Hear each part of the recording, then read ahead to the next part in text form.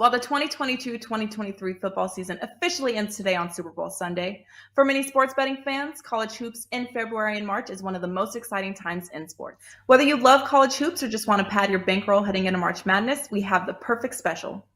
Starting today, get the rest of February with any WagerTalk or Sports Memo handicapper for only $149 each. So to finish off February for as little as $9 per day, head over to your favorite WagerTalk and or Sports Memo handicappers page and grab this limited time offer. This offer includes not only college basketball, but also any NBA, NHL, UFC, soccer, golf, and NASCAR that your favorite WagerTalk and or Sports Memo expert handicaps. No coupon is needed. The earlier you sign up, the more days you get.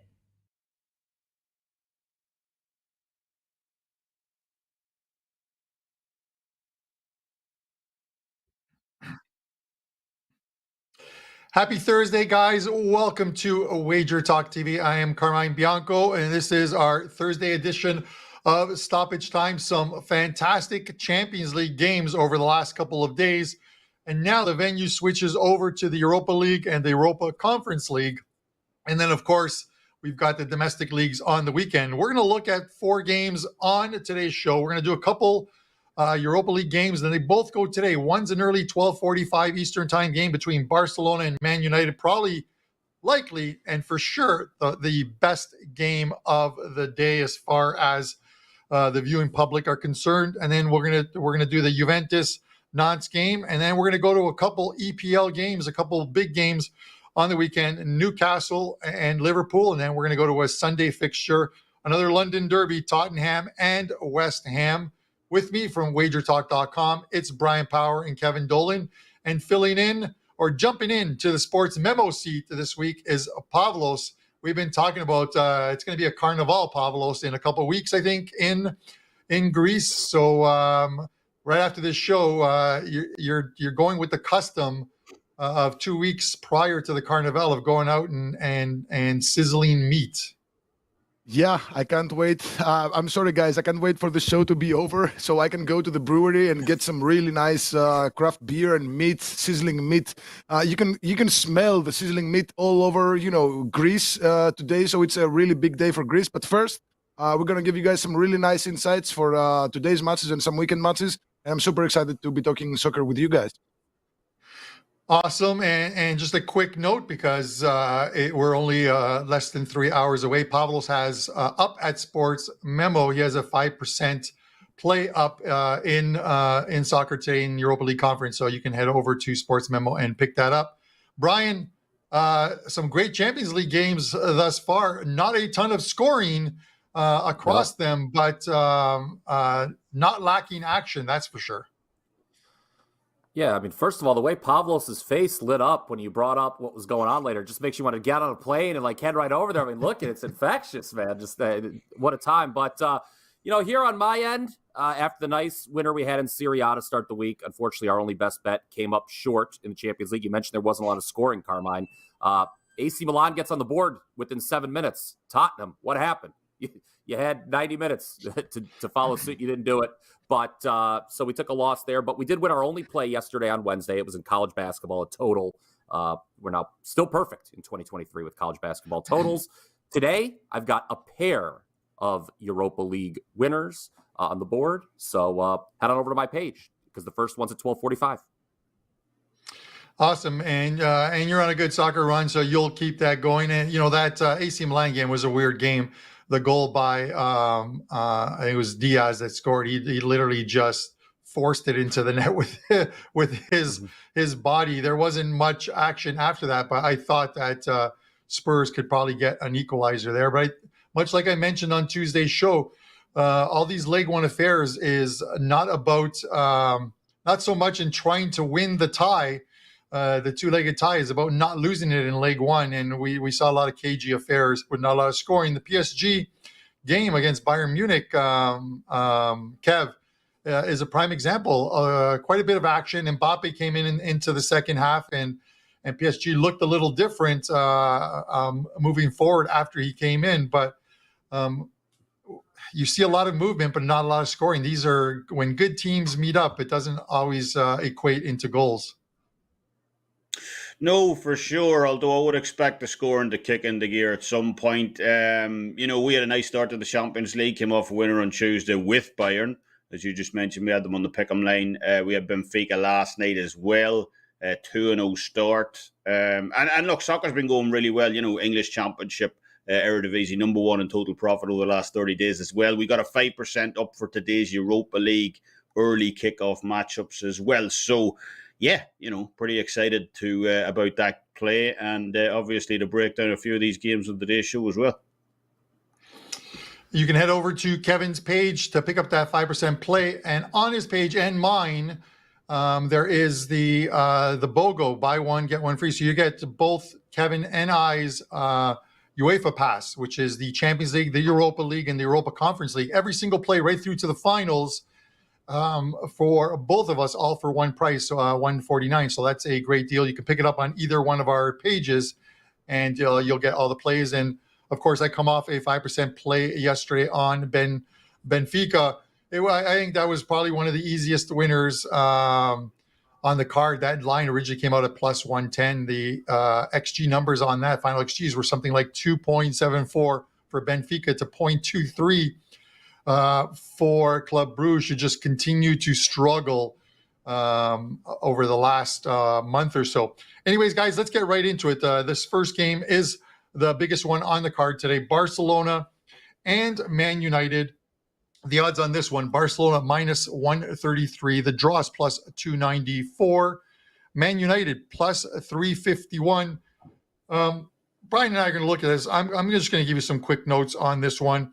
My lean, I'll give it right off the top, is the total in this game and under 2.75, which is a split line of 2.5 and 3. If you're a novice to betting, when you see a 2.75, or some books will show it as a 2.5, 3, that means a half your bet is on 2.5 and half your bet is on 3.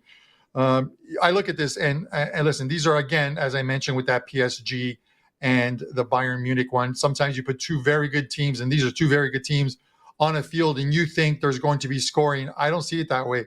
Barcelona have been nearly flawless in La Liga at home, allowing only one goal through, I think, 11 games, and that was to Espanyol on a penalty kick. Other than that, they have not allowed a goal in open play at all. They struggled during Champions League, which is why they find themselves in Europa League at home, losing to Bayern Munich, losing to Inter, and allowing 7 goals at home during Champions League. But they have gotten so much better defensively. Xavi's doing a fantastic job with them. And then you look at United. United are equally as good. What a transformation Ten Hag has done for this team since taking over. He's molded them into their team, and he's stuck, which I love. He's stuck Harry Maguire on the bench for most of the games. I'm going under 2.75 here. I think this is going to be another cagey affair where it is a 1-0 or even a 1-1 type game. So under 2.75 for me. Brian? Can't disagree with you, Carmine, when it comes to the total. Look, we all know about Barcelona's incredible run of form. 16 matches across all competitions without a loss. They've won 9 of their last 10 in La Liga. They have an 8-point edge still over Real Madrid, who won yesterday.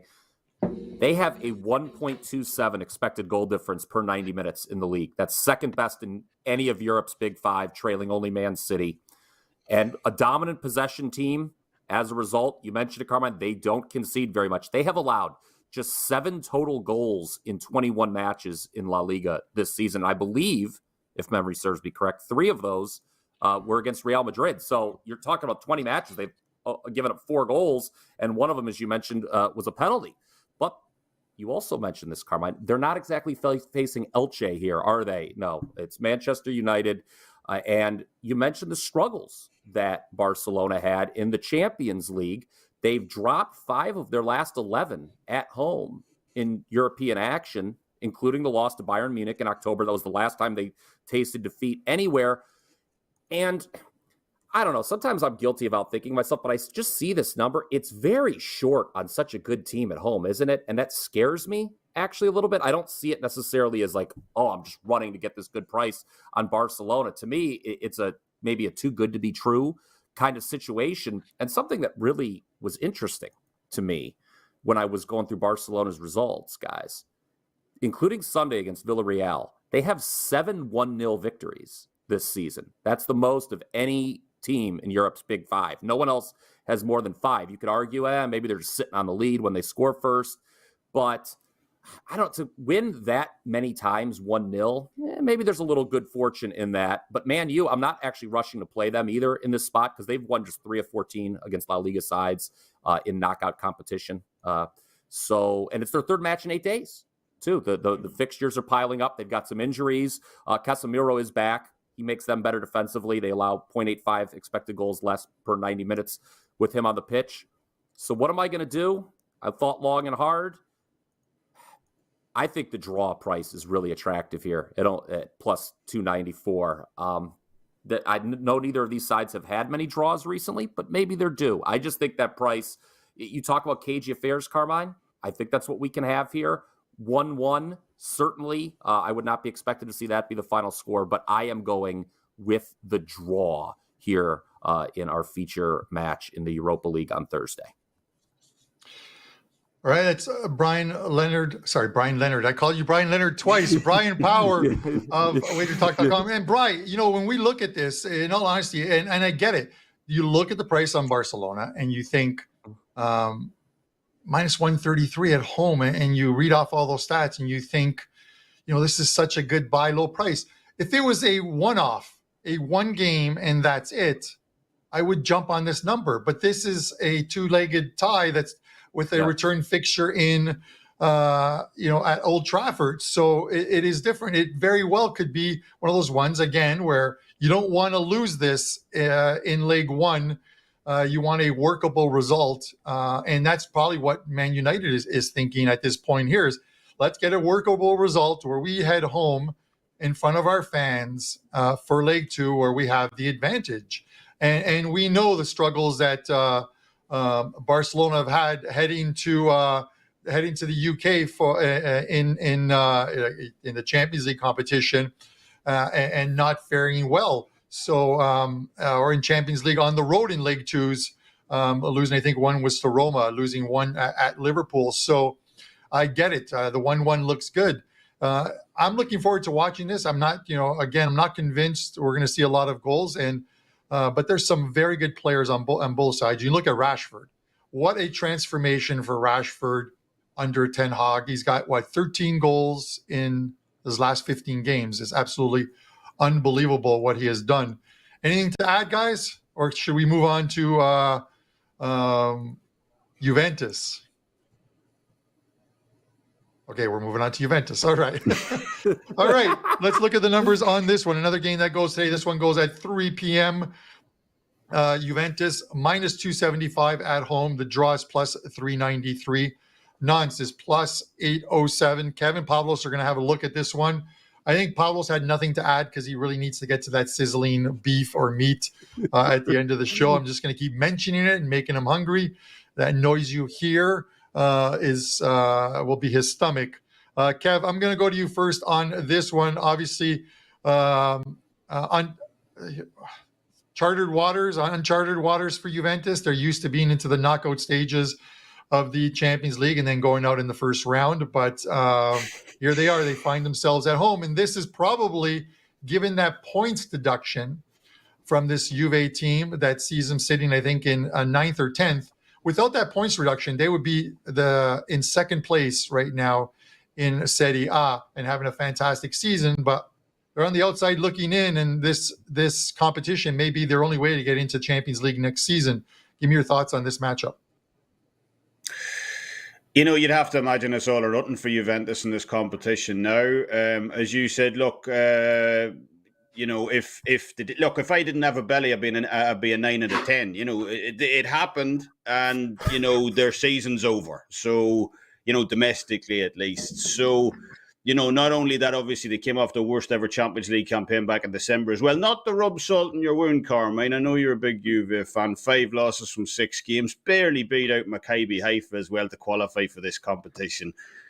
That says a lot. But, I do believe this makes them dangerous in this competition as a result. And, they're playing well right now. 3 straight victories, all coming via shutout to 0 as well. So, that lockdown defense that we saw from Juventus earlier in the season, that looks to be back. Bonucci could potentially make an impact in this game off the bench as well. He's already returned to training, and Juventus already owns Serie A's best clean sheet percentage this season by, a fairly substantial margin, 63.6% of all their games.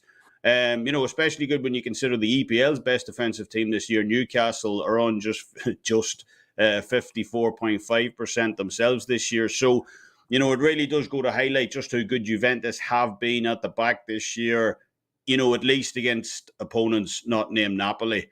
And that's going to be key here. Nantes definitely have had their issues this season. They're not doing well domestically. They didn't do all that great in League One last season either. Came off that Coupe de France win. But, in league play specifically, Nantes have been really poor in front of goal this season. They averaged the third lowest offensive scoring numbers on the road this year. Third lowest offensive XG numbers in French League One as well. So I just don't see Nantes being able to breach this Juventus defense later today. Because of that, I'm going to go with the combination prop bet of Juventus to win and the under 3.5 goals here at -125.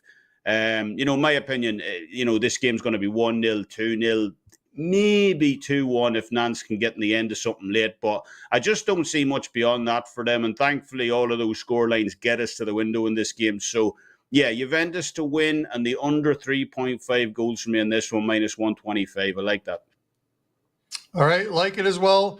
Anything that has Juve winning the game, Kevin, I always like. But listen, and as far as, we talked about like the points thing, I'm a firm believer in the financial fair play rules and everything that goes with it. I think if you break a rule, especially those, you need to be punished. So regardless of whether it's a team that I follow or not, you need to be punished, and they did. So we'll see what happens. Pavlos, you look at this game, and Juventus for the most part, are finally completely healthy. You've got that front line that they have been waiting for all season. The two former Viola players who played against Fiorentina on the weekend, in Chiesa and Vlahovic, and then they had Di Maria up front. So there was a lot of ball movement for this team. Rabiot's having another very good season.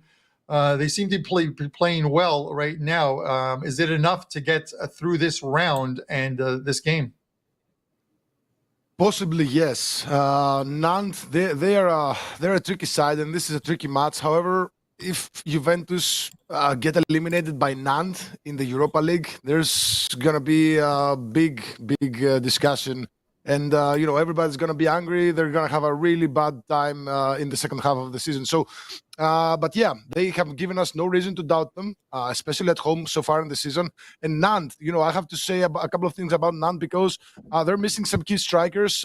They had a trouble scoring this season, so they brought in Delors, who he's one of the most proven strikers in the Ligue 1 in recent years with Montpellier, with his previous side. But he's injured. He got injured, so he's not going to be available. And one of the other most productive forwards, gonna go. He sadly lost his child, in the last couple of days, so he's gonna be out. So there's a whole lot of, bad things going on for Nantes right now, and they can't even score. However, they rarely get destroyed. So Nantes, they're leading the League One in matches with under 2.5 goals. They're 14-9 to the under, with an average of just 2.2 goals per match. In 11 matches after the winter break, because, I take into consideration a lot, how teams are operating after the winter break, because the winter break, the World Cup break, was something very, very big for teams. It cut their season in half, and now you see struggling teams prior to the break operating much better now. You see teams who are flying before the break, and they're kind of struggling now. So all in all, in 11 matches after the break, Nantes are 10-1 to the under 2.5 goals, and the only match where it went to the over was a 3-0 win against Montpellier, who are one of the worst teams in the worst defenses in the Ligue 1 this season. In a match where Montpellier, they got 2 red cards, and Nantes scored 2 of their 3 goals within the last 10 minutes. So it was on track to be an under, but still 10-1 to the under 2.5 goals after the winter break is something that I take very much into consideration. And Juventus, they might be just 5-4 to the under 2.5 goals after the winter break. But the 4 matches that went to the over were against Atalanta and Napoli, where they conceded 8 goals total, and comfy wins against lowly Salernitana and Monza in the cup. Now, as you guys said, Juventus are going nowhere in the Serie A this season. They're already 12 points behind the top 4 that lead to the Champions League. So they'll surely try to find success in the Europa League. And so, yeah, I'll take the under 2.5 goals here. This looks like a 1-0, 2-0 win for Juventus, but I'm throwing a little bit of 1-1 because Nantes, they don't lose easily. So this is the under 2.5 goals for me. All right, Pavlos Lagretos of Sports Memo with his thoughts. So 2-0 works for me. A 2-0 home victory, and then head over to France to hopefully see out the tie and move into the next round. All right, guys, let's head over to some EPL games. The first one goes on Saturday. It is Newcastle and Liverpool. The odds on this one: Newcastle United plus 142. The draw is plus 254, and Liverpool plus 183. Liverpool coming off a win on the weekend, a much needed win over Everton, but I'm not sure that's righted the ship for them just yet. Kevin and I are going to look at this one. Listen, I think this is a really weird spot, obviously, for Liverpool. You look at them right now in the standings. I think they're somewhere between 9 or 10 points out of a Champions League spot. If they're resigning to the fact that they're not going to finish top 4, which I think is very difficult at this point unless they go on a phenomenal run, then they've got to put all of their eggs into this basket that is Champions League and try and win this competition to get into this competition next season. And they play in 3 days' time against Real Madrid. And we know how they fared with Real Madrid. Knocked out 2 years ago in the quarterfinals against Real Madrid, lost in the final last season to Real Madrid. And so they're a little bit of a revenge and maybe a little bit of looking ahead.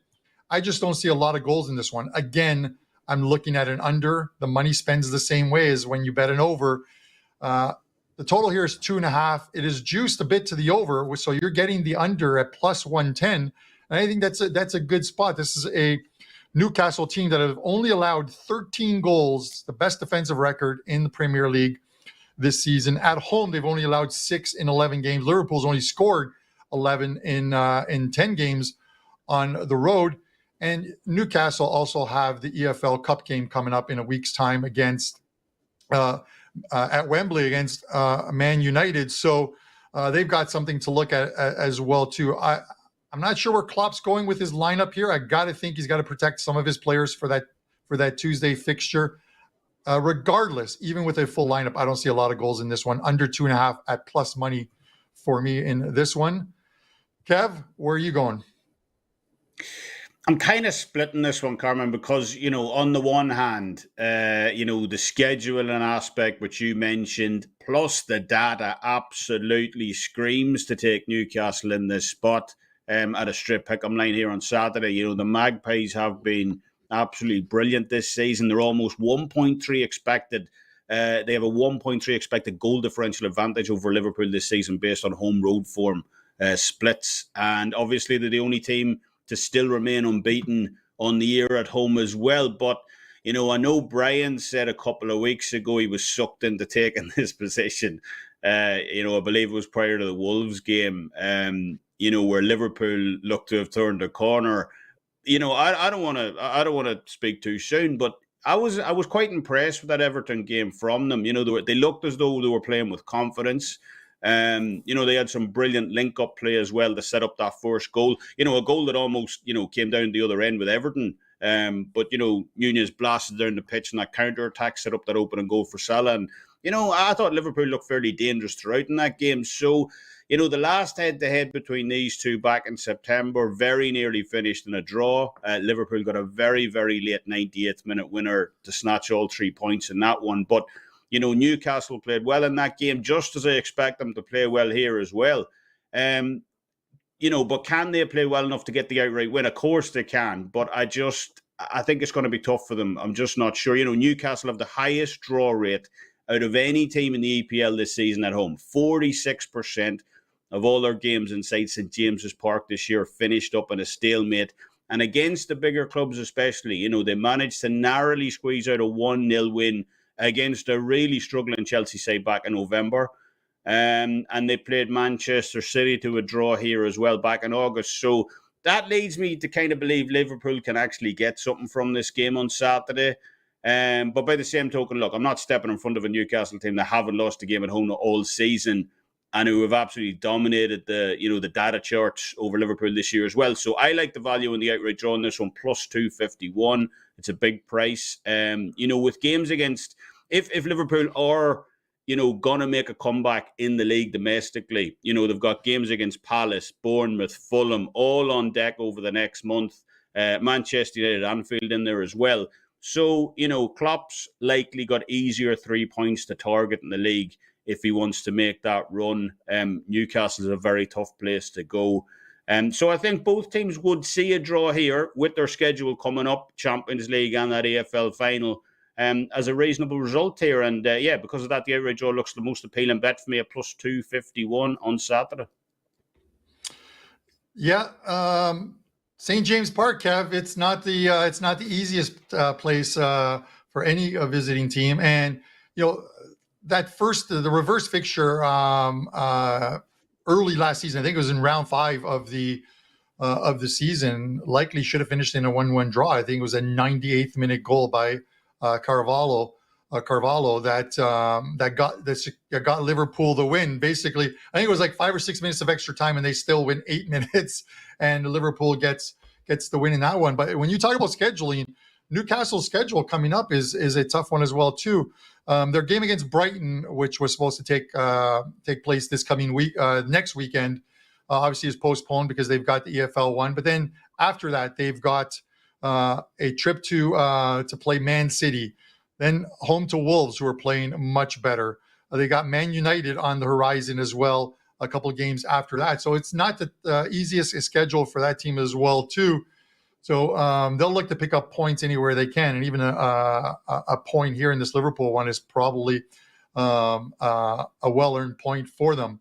All right, guys, we are going to head into our final game. This one goes on Sunday. This one's a London derby, Tottenham and West Ham. The numbers on this one, Tottenham minus 119. The draw plus 279. West Ham plus 323.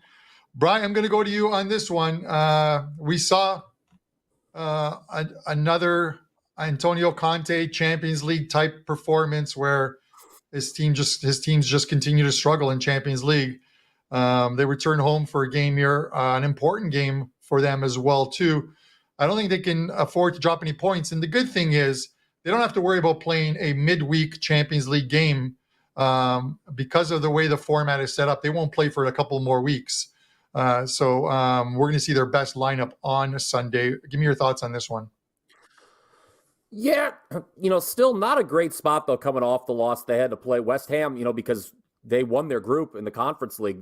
They didn't have any European commitments this week. So they're fresher. And, I look at Tottenham guys, and I say forget about top 4. I'm not sure they finished top 5 in the Premier League this year. I think Brighton is better right now. We'll see as the season rolls along. But looking at West Ham, I'm going to make a case that this is the most underperforming side in the Premier League. They are 9th in expected points, and based on XG, they should have a positive goal differential. Their actual goal differential is -8. They have scored 9.6 goals fewer than expected this season. That is easily the biggest gap of all Premier League sides. And I think moving forward, we've got to see some positive regression. They're 16th is where they're at in the table, just 2 points clear of the relegation zone. So the Hammers are not going to be lacking any motivation here, okay? And I think this is where they make their move. I am going to gladly take them plus the half a goal. I'll take a draw, but I would not rule out a win in this spot. Last 3 results in the league for West Ham: win over Everton, draws with Newcastle and Chelsea. Each of those 3 matches saw them win on XG. I know these matches are not played on paper, and West Ham's stats might just be fancy and they're going to underperform, but I do see positive regression. Looking at the bottom of the table, the one side in the Premier League I am confident that will move away from the relegation zone moving forward is West Ham, and I think they can pick up a result here. Give me the half goal with the Hammers. All right. Half goal with the Hammers. Pavlos, you get the rebuttal and the last word on the final game on this show. Tell us where you're going with this one. Yeah, this is a very tricky match, very, very tricky match, and I'm not sure I understand why the price on on Tottenham's money line is going down. Did they lost midweek? Of course, it was a really weird match midweek, guys. Against AC Milan, the shortest guy on the field scored. He took the first header and then scored another goal in a match where, if you saw the game. Theo Hernandez does the header to control the ball. It bounces off the defender, still comes into him. Then he crosses. The ball slightly hits the foot of the defender, sort of deflected. So they had like 4 or 5 deflections. That was a very lucky goal. And Kane was manhandled by the AC Milan defense. He had an elbow to the face. It was a very, very unjust result for Tottenham. What wasn't an unjust result for Tottenham was last week's 4-1 loss to Leicester. I mean, Leicester really destroyed them in that match. So I'm not sure why the price on Tottenham's money line goes down. It's a very dangerous spot. I wouldn't take the money line. However, I wouldn't be surprised if Tottenham won this match. And I was looking at the stats. Whenever they win, how much do they win by? And West Ham, whenever they lose, how much do they lose by? So Tottenham, they have 17 wins at overall this season. 10 of 17 wins and 6 of last 8 wins came by exactly 1 goal. And 6 of 10 home wins came by exactly 1 goal. And West Ham, they've lost 12 matches so far in the season. 7 of 12 losses, and 6 of last 9 came by exactly 1 goal. Moreover, 6 of 7 away losses came by exactly 1 goal, including tight losses to Liverpool, Chelsea, and Manchester United. Now, this is, as I said, a very dangerous match for Tottenham. I don't really feel good about backing them, at this price is minus 135 it's now, and it's going even lower. If they win, they have a very good chance of doing so by exactly 1 goal. So they've rarely destroyed opponents so far in the season, and West Ham rarely get destroyed. So I found a high odds prop, which is Tottenham to win by exactly 1 goal at plus 225. That's the only way I'm betting on Tottenham to win. All right, that's Pavlos with the final word on the Tottenham West Ham game. And guys, listen, I would love Tottenham to win this game only because I think I have a future on them to finish top 4, which is going to be tough at this point here. But more so, I've got West Ham to finish bottom 10 this season in one of the. I think I have like 20 or 30 different futures in the EPL. Which, speaking of which, if you guys remember, I ended up getting my account locked and then unlocked my account at 365 because if you remember on the show, I think it was last Thursday, I talked about the fact that Man City was plus 175 to win the EPL. So I took them for a fair sized bet with the thought process they had to play Arsenal twice. And I thought they could beat Arsenal twice. So they win 2-1 the other day, or 3-1 the other day, and the odds completely flipped. Now they are minus 175 and Arsenal's plus 175. So I came back and took Arsenal, and with the exception of United going on an insane run, it's either going to be Arsenal or Man City winning the title. So I locked in 2+ prices for the same amount, pretty much guaranteeing me a win. I believe, and they locked my account. I don't think they enjoyed the fact that they thought I took a shot on them, but they did unlock it this morning, so I'm pretty happy about that. So I can continue to wager on EPL.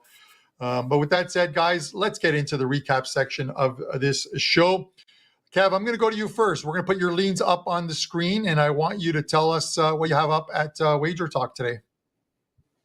Well, we got that 5% Europa League trophy play up, kicking off in a couple of hours, Carmine. Obviously, like we said, we had a red-hot start to the UEFA knockout rounds, back-to-back winners over Tuesday and Wednesday, as well as logging in that plus 700 ticket future on Bayern Munich to win the tournament prior to the PSG game. That's halved now to about plus 350 over at DraftKings, I believe. So great value there. And, looking to continue that run, obviously, we've got a big play loaded up for Friday as well over in the English Championship. So, yeah, great time to jump on board right now. All right. And we've got like that, as As you know, Kevin's got that play going on. I've got 3 plays in Europa League. That BOGO package is still up. So head over to his page or mine. You can get all of our Champions League, Europa League, and Europa Conference League plays for only $149 combined. Brian, I'll go to you next. Let us know what you have up at Wager Talk, and we'll have a look at your leans. Yeah, 2 best bets in the Europa League for Thursday. You mentioned the nice run with soccer sides that I'm on, Carmine, earlier, 13-5, last 18. We'll look to extend that today. And then we're working on the domestic league action, not as we speak, but before the show started, I was getting some stuff up for Friday. We're going to have 2 Friday plays, obviously a bevy of plays over the weekend. And for Thursday, in addition to those 2 Europa League best bets, if anyone interested in college basketball, we have a 4%er going tonight as well. And I will be representing Wager Talk once again, live in a different gym, Youngstown State, taking on Milwaukee. I will be there with my good friend Adam Trigger, making videos, I'm sure, and spreading the word about WagerTalk.com. Awesome. And if you make it out to the East Coast meet and greet in March, I'm going to try and make my way out there. I got to give Trig, the aforementioned Trig, a call to discuss a few things. But before that, Pavlos, we'll put your leans up there. Let us know what you have up at Sports Memo so we can get you out of here and out onto the streets eating some of that sizzling meat. Okay, I do have 2 5% plays on the money line. One of them is on the Europa Conference League going live in about 2 hours from now. I do have a 3% play on the spread for tonight as well in the Conference League. And I have a 5% money line monster for the La Liga. Again, 14-2 all season in these 5% plays on the money line, plus 61.15 units. It's been going amazing, and I do have 2 big, strong plays for today and for Saturday. All right, good to hear, and best of luck with your plays today, guys. Myself, 4 plays up in NHL. I'm going to mention that because at the top of the hour, it is puck time with myself, Andrew McInnes, and Brian Leonard.